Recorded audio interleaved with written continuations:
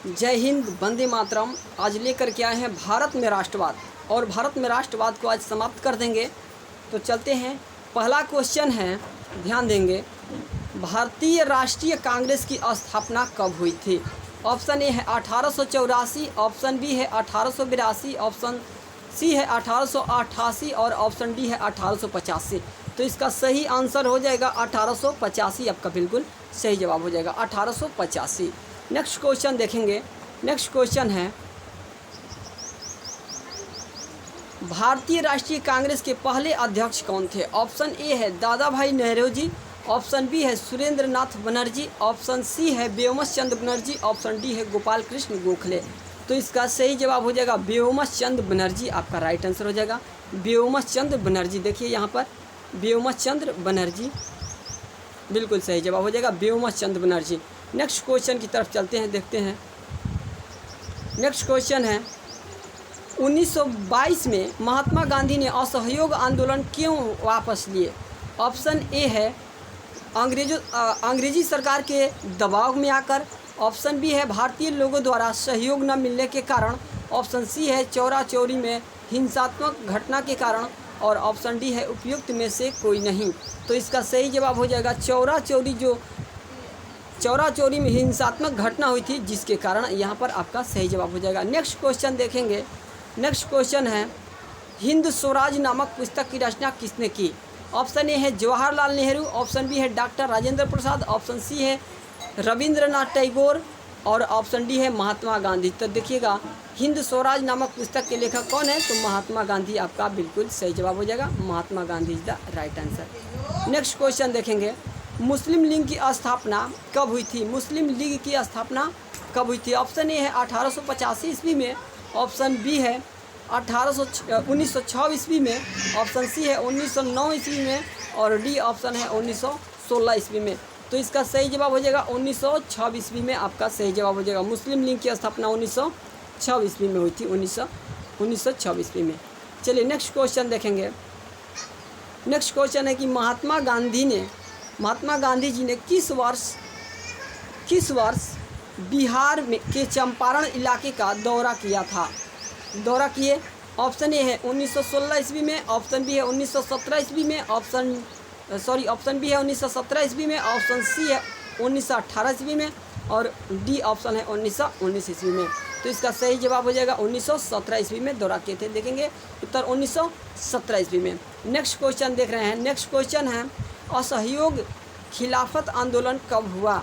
Option A है जनवरी 1922 में, option B है जनवरी 1922 में, ऑप्शन सी है जनवरी 1929 में, ऑप्शन डी है जनवरी 1930 में। तो इसका सही जवाब हो जाएगा जनवरी 1920 में। असहयोग आंदोलन बोलिए या खिलाफत आंदोलन, मतलब ये 1922 में हुआ था। याद रखेंगे 1922 ईस्वी में, 1920 में हुआ था। नेक्स्ट क्वेश्चन की तरफ चलते हैं, देखेंगे। असहयोग आंदोलन के दौरान अवध में किसानों का नेतृत्व किसने किया? देखिए यहाँ पर दिख रहा है किसने किया था, ठीक है। तो किसने किया, ध्यान देंगे। ऑप्शन ए है जवाहरलाल नेहरू, ऑप्शन बी है बाबा रामचंद्र, ऑप्शन सी है शौकत अली, ऑप्शन डी है महात्मा गांधी। तो इसका सही जवाब हो जाएगा बाबा रामचंद्र इसका सही होगा आंसर, बाबा रामचंद्र। नेक्स्ट क्वेश्चन देखेंगे। नेक्स्ट क्वेश्चन है, आंध्र प्रदेश की गुडेम पहाड़ियों में आदिवासी किसानों के विद्रोह का नेतृत्व किसने किया? ऑप्शन ए है बाबा रामचंद्र, ऑप्शन बी है अल्लूरी सीताराम राजू, ऑप्शन सी है अब्दुल गफार खां, ऑप्शन डी है सी रामचंद्र। तो इसका सही जवाब हो जाएगा अल्लूरी सीताराम राजू। यहाँ पर आपका सही जवाब हो जाएगा ऑप्शन बी, बिल्कुल सही जवाब होगा अल्लूरी सीताराम राजू। नेक्स्ट क्वेश्चन देखेंगे। नेक्स्ट क्वेश्चन है, किस दशक की शुरुआत में उग्र गुरिल्ला आंदोलन फैला था? ऑप्शन ए है 1920 के दशक में, ऑप्शन बी है 1910 के दशक में, ऑप्शन सी है 1930 के दशक में, ऑप्शन डी है 1940 के दशक में। तो इसका सही जवाब होगा 1920 के दशक में गुरिल्ला आंदोलन फैला हुआ था। ठीक है, 1920 के दशक में याद रखेंगे, 1920 के दशक में। देखिए यहाँ पर लिखा हुआ है 1920 के दशक। नेक्स्ट क्वेश्चन देखेंगे, वंदे मातरम राष्ट्रीय गीत किसने लिखी थी? वंदे मातरम राष्ट्रीय गीत के रचयिता कौन है? ऑप्शन ए है अवनींद्रनाथ टैगोर। यहाँ पर थोड़ा सा गलत हो गया है, मिस्टेक से ये गलत लिखा गया है, अवनींद्रनाथ टैगोर है। उसके बाद बी ऑप्शन में है रविंद्रनाथ टैगोर। ऑप्शन सी है बंकिम चंद्र चटर्जी। ऑप्शन सी है मोहम्मद इकबाल। तो इसका सही जवाब हो जाएगा रविंद्रनाथ टैगोर। याद रखेंगे, इसका सही जवाब होगा रविंद्रनाथ टैगोर। याद रखेंगे, रविंद्रनाथ टैगोर आपका राइट आंसर हो जाएगा। चलिए नेक्स्ट क्वेश्चन की तरफ चलते हैं, देखते हैं पूना पैक्ट क्या था? याद देखिए, क्वेश्चन है कि पूना पैक्ट क्या था? ऑप्शन ए है गांधी जी और डॉक्टर अंबेडकर के बीच समझौता हुआ था। ऑप्शन बी है अंग्रेज़ों और मोहम्मद अली जिन्ना के बीच समझौता हुआ था। ऑप्शन सी है गांधी जी और मोहम्मद अली जिन्ना के बीच समझौता। ऑप्शन डी है उपयुक्त में से कोई नहीं। तो देखिए, ये था गांधी जी और अंबेडकर के बीच एक समझौता हुआ था, उसको हम लोग पूना पैक्ट कहते हैं। पूना पैक्ट में क्या हुआ था? तो गांधी जी और अंबेडकर जी के बीच में एक समझौता हुआ था। याद रखेंगे, इसका सही जवाब हो जाएगा गांधी जी और अंबेडकर के बीच समझौता हुआ था। नेक्स्ट क्वेश्चन देखेंगे, नेक्स्ट क्वेश्चन है डिस्कवरी ऑफ इंडिया होता है। डिस्कवरी ऑफ इंडिया पुस्तक के लेखक कौन हैं? डिस्कवरी ऑफ इंडिया, डिस्कवरी मतलब स्वतंत्रता, तो देखेंगे फ्रीडम, स्वतंत्र। तो देखेंगे ऑप्शन ए है सुभाष चंद्र बोस। ऑप्शन बी है बाल गंगाधर तिलक। ऑप्शन सी है जवाहरलाल नेहरू। ऑप्शन डी है लाला लाजपत राय। तो इसका सही जवाब हो जाएगा जवाहरलाल नेहरू। याद रखेंगे, जवाहरलाल नेहरू आपका सही जवाब हो जाएगा, जवाहरलाल नेहरू। नेक्स्ट क्वेश्चन है अवनींद्रनाथ टैगोर कौन थे? राजनैतिक नेता थे, वैज्ञानिक थे, चित्रकारी थे और अर्थशास्त्री थे। तो इसका सही जवाब हो जाएगा ये चित्रकारी थे। कौन थे? ये चित्रकार थे। क्या थे? चित्रकार थे। चित्रकार इसका सही जवाब हो जाएगा। नेक्स्ट क्वेश्चन देखेंगे, करें कि the folklores of southern India किसने लिखी थी? The folklores of southern India किसने लिखी थी? ऑप्शन ए है अवनींद्रनाथ टैगोर। ऑप्शन बी है रविंद्रनाथ टैगोर। ऑप्शन सी है राजा रवि वर्मा। ऑप्शन डी है नतेशा शास्त्री। तो इसका सही जवाब होगा अवनींद्रनाथ टैगोर जी ने लिखे थे। अवनींद्रनाथ टैगोर इसका सही जवाब होगा। नेक्स्ट क्वेश्चन देखते हैं। नेक्स्ट क्वेश्चन है कि सन 1929 ईस्वी में किस शहर में हिंदुस्तान सोशलिस्ट रिपब्लिक एसोसिएशन की स्थापना की गई थी? एक बार फिर से क्वेश्चन, सन 1929 ईस्वी में किस शहर में हिंदुस्तान सोशलिस्ट रिपब्लिक एसोसिएशन की स्थापना की गई थी? ऑप्शन ए है मुंबई में। ऑप्शन बी है दिल्ली में। ऑप्शन सी है कलकत्ता में। ऑप्शन डी है मद्रास में। तो इसका सही जवाब हो जाएगा दिल्ली में किया गया था। दिल्ली में राइट आंसर हो जाएगा। नेक्स्ट क्वेश्चन देखेंगे, the folklores of southern India नामक लोक कथाओं के संकलन वाली किताब निम्न में से किस भाषा में छपी थी? संकलन वाली जो किताब थी वो किस भाषा में छपी हुई थी? ऑप्शन ए है बंगाली भाषा में। ऑप्शन बी है तमिल भाषा में। ऑप्शन सी है कन्नड़ भाषा में। और ऑप्शन डी है उड़िया भाषा में। तो याद रखेंगे, इसका आंसर हो जाएगा तमिल भाषा में छपी थी। किस भाषा में? तो तमिल भाषा में छपी हुई थी। तमिल भाषा इसका सही जवाब हो जाएगा। नेक्स्ट क्वेश्चन देखते हैं। नेक्स्ट क्वेश्चन, गांधी जी ने सविनय अवज्ञा आंदोलन का आरंभ किस महत्वपूर्ण घटनाओं के साथ किया था? किस महत्वपूर्ण घटनाओं के साथ किया था? तो ये याद रखेंगे, नमक कानून तोड़ करके। और दूसरा पॉइंट, स्वदेशी वस्तुओं को अपनाकर व विदेशी वस्तुओं का बहिष्कार करके एक किए थे। नेक्स्ट क्वेश्चन देखेंगे, किसके नेतृत्व में अवध किसान सभा का गठन किया गया? तो बाबा रामचंद्र के। किसके? तो बाबा रामचंद्र के। नेक्स्ट क्वेश्चन देखेंगे, साइमन कमीशन भारत कब आया? साइमन कमीशन भारत कब आया?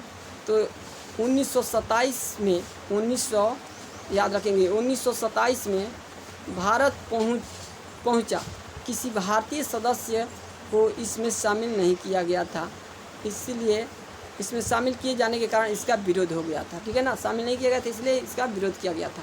दक्षिण अफ्रीका से आने के बाद गांधी जी ने किस स्थानों पर सत्याग्रह आंदोलन चलाए थे? ऑप्शन देखेंगे, ऑप्शन है ए चंपारण, ऑप्शन बी है खेड़ा और अहमदाबाद। ये तीनों जगहों पर किए थे, चंपारण में किए, खेड़ा में भी किए थे और अहमदाबाद में भी किए थे। नेक्स्ट क्वेश्चन देखेंगे, मद्रास की नटेशा शास्त्री ने तमिल व किस विशाल संकल्पना की 4 खंडों में प्रकाशित की? तो याद रखेंगे द फोकलिस ऑफ सदर्न इंडिया की।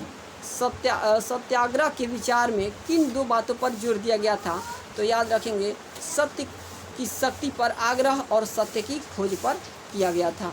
नेक्स्ट क्वेश्चन देखेंगे, रॉलेट एक्ट को काला कानून क्यों कहा गया? तो इस अन्यायपूर्ण एक्ट के द्वारा राजनीतिक कैदियों को बिना मुकदमा ठीक है चलाए जेल में बंद रखने का अधिकार मिल गया था, और इसे ही कहते हैं बिना वकील दलील और बिना वकील का कानून होता था। ये मतलब इसमें संदेह के आधार पर भी पकड़ लिया जाता था। नेक्स्ट क्वेश्चन देखेंगे, वंदे मातरम गीत कब और किसने लिखे? इसमें किसका गुणगान किया जाता है या किया गया है? तो वंदे मातरम जो गीत है ये 1870 में याद रखेंगे, वंदे मातरम 1870 में बंकिम चंद्र चटर्जी के द्वारा लिखा गया था। इसमें भारत माता का गुणगान किया गया है। किसका? तो भारत माता का, जो हम के जननी है, भारत देश है, उसका गुणगान किया गया है। नेक्स्ट क्वेश्चन देखेंगे, ब्रिटिश सरकार ने 1857 के पश्चात प्रेस की स्वतंत्रता पर प्रतिबंध क्यों लगा दिया था? तो भारतीय समाचार पत्रों द्वारा राष्ट्रवाद को बढ़ावा देने के कारण, राष्ट्रवाद का मतलब बताए थे, और ये भारत में राष्ट्रवाद पढ़ रहे हैं। राष्ट्रवाद का मतलब होता है अपने राष्ट्र के प्रति लगाव, राष्ट्र के प्रति प्रेम। और ये प्रेम कैसे आता है? तो एक ऐसा यूनिक चीज़ लाते हैं जिसके माध्यम से सभी को जोड़ा जाता है। अभी तो हमारे देश में बहुत सारे अराजकता फैली हुई है, जाति प्रथा, मतलब हिंदू धर्म से और जाति से भी विवाद हो रहे हैं, लेकिन इस विवादों को एकता के सूत्र में जोड़ने का एक ही मार्ग होता है, वो भी आपका तिरंगा झंडा। वो एक ऐसा पहचान है जो आपके देश का लोगो है। और अभी हम मतलब जस्ट कुछ माह पहले ही अभी युद्ध चल रहा था रूस और यूक्रेन में, तो उस समय हम लोग का तिरंगा झंडा देख करके ही हमारे देश के वाहन को रोका नहीं जाता था और बढ़ने के लिए बोल दिया जाता था। क्यों? इसलिए कि हमारा जो देश है सबसे प्रेम रखता है, और इसी के कारण। और यहाँ पर ये ध्यान रखेंगे कि जो भारत में राष्ट्रवाद है, तो राष्ट्रवाद को क्या बढ़ावा देने के कारण इसको क्या कर दिया गया, ब्रिटिश सरकार ने 1857 के पश्चात प्रेस की स्वतंत्रता पर प्रतिबंध लगा दिया था। ठीक है, नेक्स्ट क्वेश्चन की तरफ चलते हैं। देखेंगे, भारतीय राष्ट्रीय कांग्रेस की स्थापना कब और कहाँ हुई थी? तो 1885 में हुई थी, कोलकाता में। ठीक है, भारतीय राष्ट्रीय कांग्रेस के प्रथम अध्यक्ष कौन थे? तो व्योमस चंद्र बनर्जी। यहाँ पर कोलकाता छूट गया है। नेक्स्ट क्वेश्चन देखेंगे, व्योमस चंद्र बनर्जी ने 1922 में महात्मा गांधी ने असहयोग आंदोलन क्यों वापस ले लिए थे? तो चौरा चौरी में हिंसात्मक घटना के कारण वापस ले लिए थे। हिंद स्वराज नामक पुस्तक की रचना किसने की थी? तो महात्मा गांधी ने किए थे। और मुस्लिम लीग की स्थापना 1906 में, याद होगा। नेक्स्ट क्वेश्चन देखेंगे, गांधी जी ने किस वर्ष बिहार में चंपारण इलाके का दौरा किए थे? तो 1917 में, याद रखेंगे। और असहयोग आंदोलन हुआ था 1920 में हुआ था। और नेक्स्ट क्वेश्चन देखेंगे, असहयोग आंदोलन के दौरान अवध में किसानों का नेतृत्व किसने किया था? तो बाबा रामचंद्र ने किए थे। अवध वो कहाँ है? अवध तो उत्तर प्रदेश में है, याद रखेंगे। आंध्र प्रदेश की गुडेम पहाड़ियों में आदिवासियों किसानों के विद्रोह का नेतृत्व किसने किया था? तो ये याद रखेंगे, अल्लूरी सीताराम राजू ने किए थे। नेक्स्ट क्वेश्चन है, किस दशक की शुरुआत में उग्र गुरिल्ला आंदोलन हुआ था? गुरिल्ला आंदोलन कब हुआ था? तो 1920 के दशक में, याद रखेंगे 1920 के दशक में। पूना पैक्ट किसके बीच हुआ था? तो गांधी जी और अम्बेडकर जी के बाद बता दिए हैं। डिस्कवरी ऑफ इंडिया पुस्तक के लेखक जवाहरलाल नेहरू जी हैं। और रविंद्रनाथ टैगोर कौन थे? तो चित्रकार थे। चलिए नेक्स्ट क्वेश्चन, खिलाफत आंदोलन किसने शुरू किया था? तो अली भाइयों मोहम्मद अली और शौकत अली ने खिलाफत आंदोलन, याद रखेंगे। खिलाफत आंदोलन के 2 प्रणेता 2 भाई थे, अली भाई थे। कौन? मोहम्मद अली और शौकत अली जी थे। साइमन कमीशन भारत कब पहुंचा था? तो याद रखेंगे 1928 में साइमन कमीशन भारत आया था। अब लेंगे लघु उत्तरीय प्रश्न। आज ये भारत में राष्ट्रवाद समाप्त कर देंगे। तो देखेंगे एक दिन में एक चैप्टर और एक वीडियो में एक चैप्टर समाप्त हो रहा है आप लोग का। असहयोग आंदोलन में 3 भाषाओं का वर्णन किया गया है। तो याद रखेंगे, खिलाफत तथा असहयोग आंदोलन एक साथ चलाया जाए, इसको अलग अलग चरणों में चलाना, और विदेशी वस्तुओं का बहिष्कार, स्वदेशी वस्तुओं को अपनाना। बहिष्कार के मतलब त्यागना, उसको छोड़ देना। और उसके बाद अंग्रेजों द्वारा दी गई उपाधि को वापस करना, सरकारी कार्यकाल स्कूल आदि छोड़ देना। नेक्स्ट क्वेश्चन है, खिलाफत आंदोलन को प्रारंभ करने के प्रमुख कारण कौन कौन से थे? तो तुर्की साम्राज्य, खलीफा का अंग्रेजों द्वारा अपमान, और दूसरा है कि लखनऊ समझौता 1916 के बाद कांग्रेस के साथ मुस्लिम लीग सरकार की स्थापना, असहयोग आंदोलन कांग्रेस का आरंभ होना तथा मुसलमानों का मिलकर खिलाफत आंदोलन के साथ करना। नेक्स्ट क्वेश्चन देखेंगे, असम में बागान मजदूरों के लिए स्वराज की अवधारणा क्या थी? तो अनुबंध के नियमों का उल्लंघन करना, चाय बागानों से बाहर निकालना, असहयोग आंदोलन में सम्मिलित होना और कृषि भूमि तथा सुख साधनों को प्राप्त करना। नेक्स्ट क्वेश्चन देखेंगे, भारतीयों ने साइमन कमीशन का विरोध किया, क्यों किया था? तो समय से पहले गठन, उसके बाद भी शासन में सुधार जैसी कोई बात नहीं थी और एक भी भारतीय को इसमें शामिल नहीं किया गया था, इसीलिए साइमन कमीशन को बहिष्कार किया गया।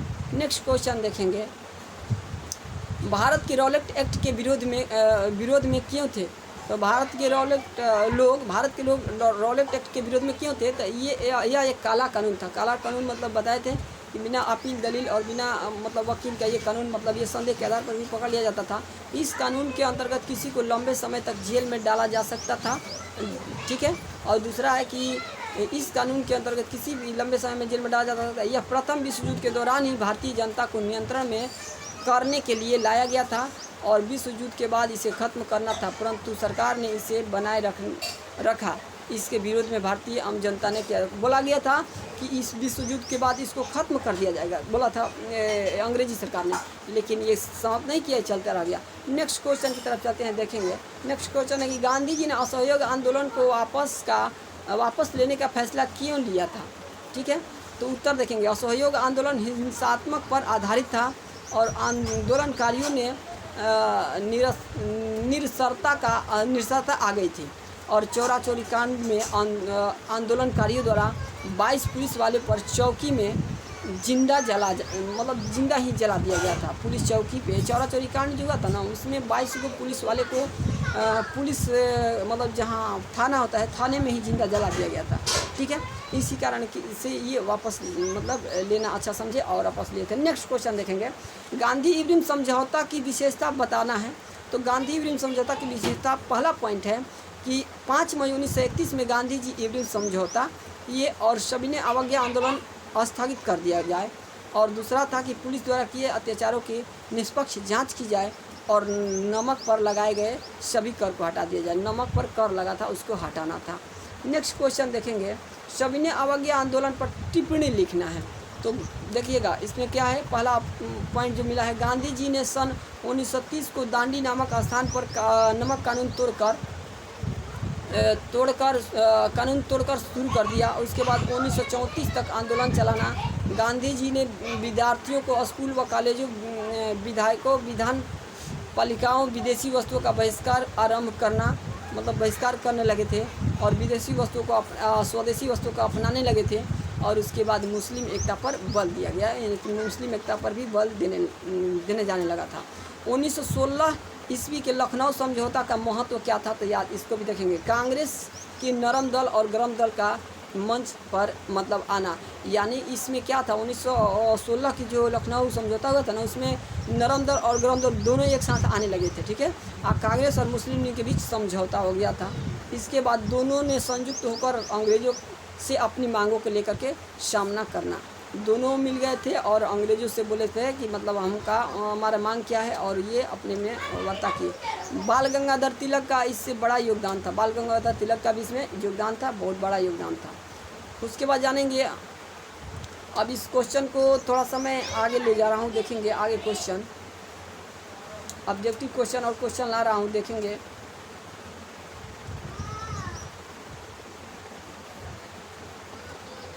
अब आप लोग को मिलेगा इसमें सारा लॉन्ग ही क्वेश्चन मिलेगा, तो इस वीडियो में लॉन्ग क्वेश्चन लमसम सारा समाप्त हो गया है। एक क्वेश्चन इसमें देख लेंगे, जालियांवाला बाग हत्याकांड ने ब्रिटिश शासन की नैतिकता को ध्वस्त कर दिया। देखिए कैसे ध्वस्त किया है। तो 13 अप्रैल 1919 को जालियांवाला बाग हत्याकांड में निहत्थे लोगों पर नरसंहार की घटना ने ब्रिटिश शासन के नैतिक दावों का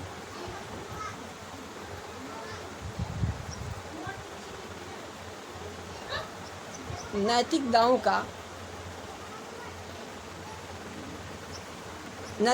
का ध्वस्त कर दिया। जनरल डायर के हथियारबंद सैनिकों के नेतृत्व ने ब्रिटिश जो थे ना, ब्रिटिश शासन में लोकतांत्रिक जो व्यवस्था थी वो क्या किया गया था कि उस समय जालियांवाला बाग में एक असेंबली बैठा था। उस असेंबली में बहुत सारे निहत्थे लोग बैठे थे और उन लोगों पर जनरल डायर ने गोलियां बरसानी शुरू कर दी और उसमें बहुत सारा नरसंहार हुआ था। ठीक है, तो ये लोगों की नज़र में वैध साबित नहीं कर पाई और आम लोगों के अपने खिलाफ़ कर लिया गया।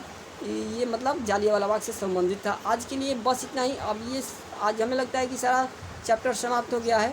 इसमें 1-2 लॉन्ग क्वेश्चन और जो मिलेगा, नहीं तो सारे बाकी क्वेश्चन हो गए हैं। तो आज इस चैप्टर को समाप्त कर दिए। अब फिर मिलेंगे दूसरे चैप्टर के साथ, या इसमें जो 1-2 छूटा होगा उस क्वेश्चन को पूरा करेंगे। सभी लोगों को धन्यवाद दिल से। जय हिंद, जय भारत। फिर मिलेंगे कल, तब तक के लिए सभी लोगों को दिल से धन्यवाद।